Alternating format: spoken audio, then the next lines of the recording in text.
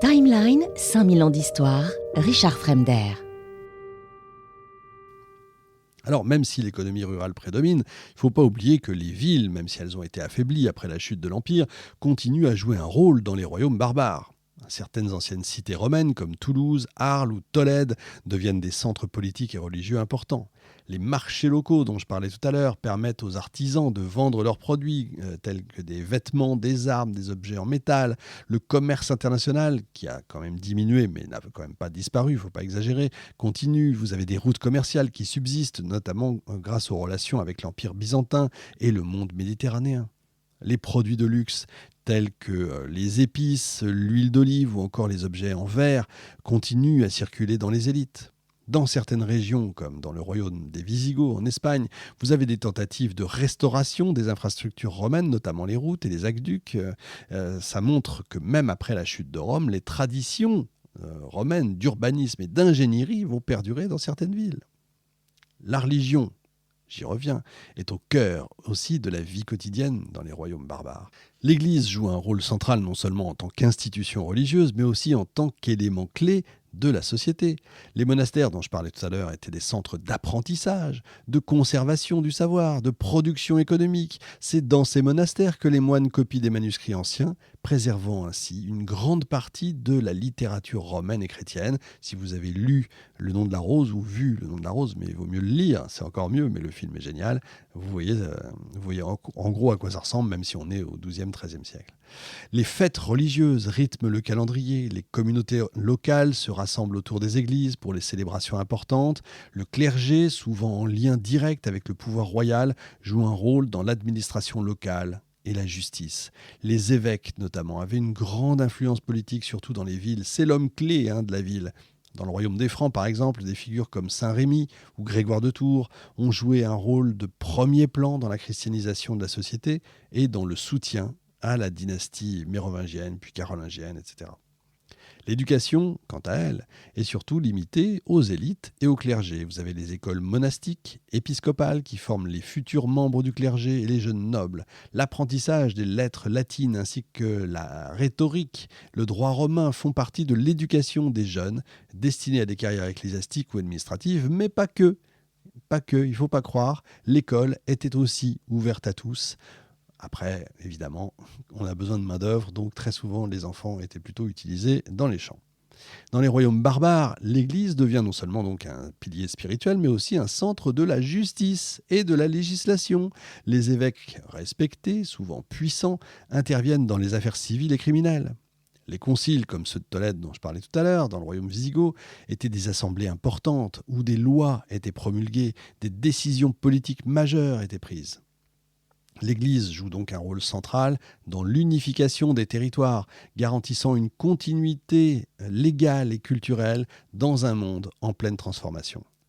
Dans cette partie, on a donc exploré une facette moins visible, mais tout aussi importante des royaumes barbares, c'est-à-dire la vie quotidienne.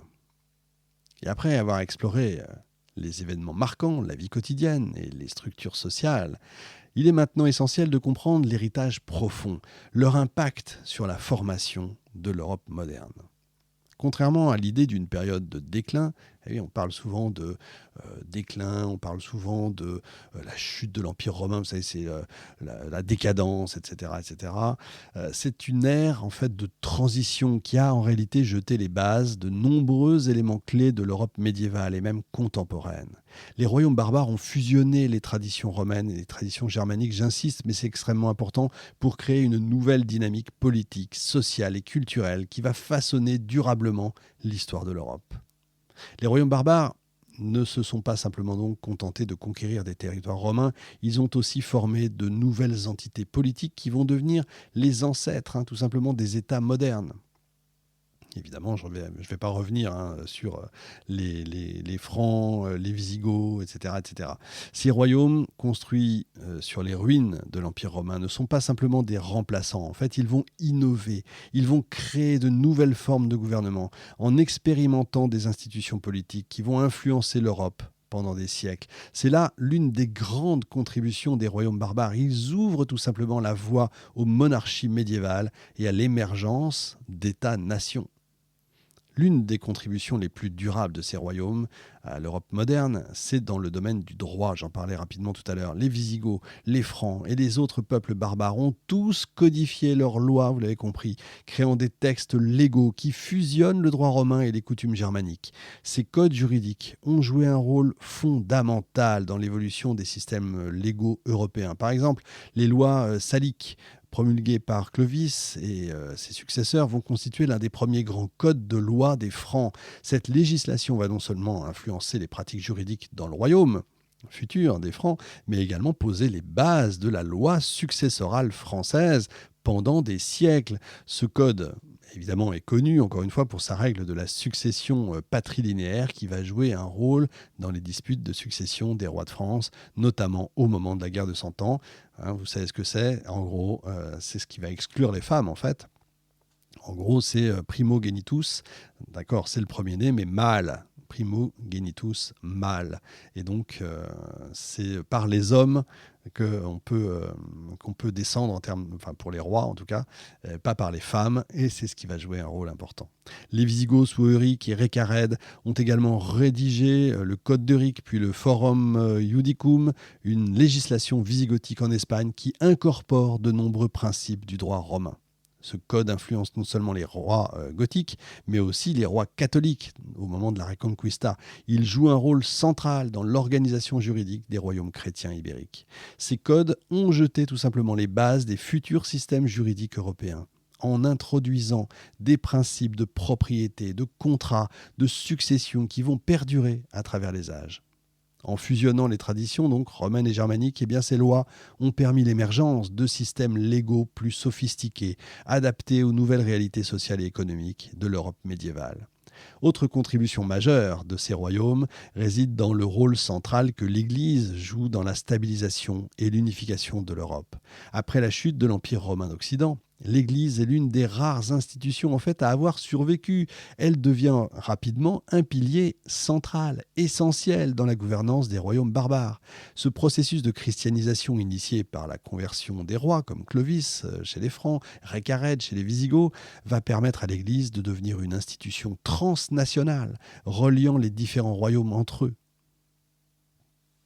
L'Église devient ainsi une force unificatrice qui transcende les frontières des royaumes barbares. Elle pose les bases de la future Europe chrétienne médiévale, et j'insiste, l'Europe chrétienne médiévale. Grâce à son rôle dans l'éducation, la préservation du savoir, notamment dans les monastères, la gouvernance, l'Église contribue à maintenir l'héritage romain, à créer de nouvelles structures adaptées aux réalités politiques et sociales des royaumes barbares. L'une des contributions indirectes, mais essentielles aussi des royaumes barbares, c'est la formation progressive du système féodal qui va dominer l'Europe médiévale pendant des siècles, tout simplement pendant 1000 ans. Le féodalisme émerge en partie des pratiques des peuples barbares, notamment en ce qui concerne la relation entre le roi, les nobles et les guerriers. Le comitatus, cette relation de fidélité entre un roi et ses guerriers qui s'engagent à le suivre en échange de terres et de protection, préfigure tout simplement le système féodal. Les terres, distribuées aux nobles en échange de leur loyauté et de leur service militaire, sont une pratique commune dans les royaumes barbares. Et au fil du temps, ces terres deviennent héréditaires et les seigneurs acquièrent une autorité quasi indépendante sur leur domaine. Cette évolution donne naissance à la structure féodale, où le roi ne contrôle plus directement l'ensemble de son royaume, mais dépend du soutien de ses vassaux pour maintenir son pouvoir. Ce système de loyauté et de protection mutuelle devient tout simplement l'épine dorsale de l'Europe médiévale où chaque niveau de la société est lié par des obligations personnelles et des serments de fidélité. Et même si le féodalisme atteint son apogée plusieurs siècles après la fin des royaumes barbares, ses racines sont profondément ancrées dans les structures sociales introduites par les Francs et les autres peuples germaniques. Ces royaumes barbares ont laissé aussi un héritage durable dans le domaine culturel et linguistique, même si le latin reste la langue dominante dans l'administration, la religion et la littérature savante. Les langues germaniques introduites par les peuples barbares commencent à se mêler avec le latin vulgaire parlé par les populations locales, ce qui va donner naissance aux langues romanes que nous connaissons aujourd'hui. Les Wisigoths, par exemple, malgré leur adoption du latin pour les affaires officielles, ont introduit des mots et des expressions germaniques dans le vocabulaire local. Ça se produit aussi chez les Francs, où la langue franque germanique influence le vieux français. Les traditions orales des peuples barbares, telles que les sagas, les récits épiques, les légendes, vont influencer la littérature médiévale. De nombreuses légendes liées aux rois francs gothiques et aux héros barbares deviennent des sources d'inspiration pour les récits chevaleresques du Moyen-Âge. Bien loin d'être une période de barbarie, comme certains historiens ont pu le suggérer il y a longtemps.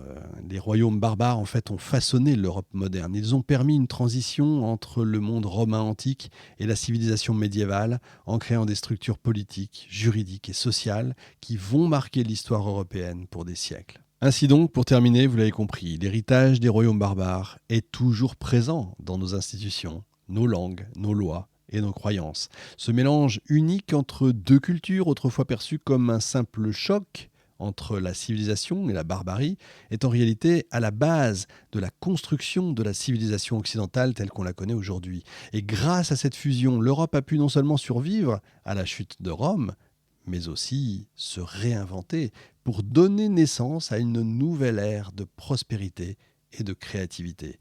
Ainsi donc, les royaumes barbares ne sont pas les acteurs d'une période sombre, mais bien les bâtisseurs d'une nouvelle Europe, plus proche en fait de ce qu'on appellerait aujourd'hui l'Occident. J'ai été un peu long, je vous mets la bibliographie dans le texte explicatif de l'émission. On se dit à la semaine prochaine, salut. Timeline, 5000 ans d'histoire, Richard Fremder.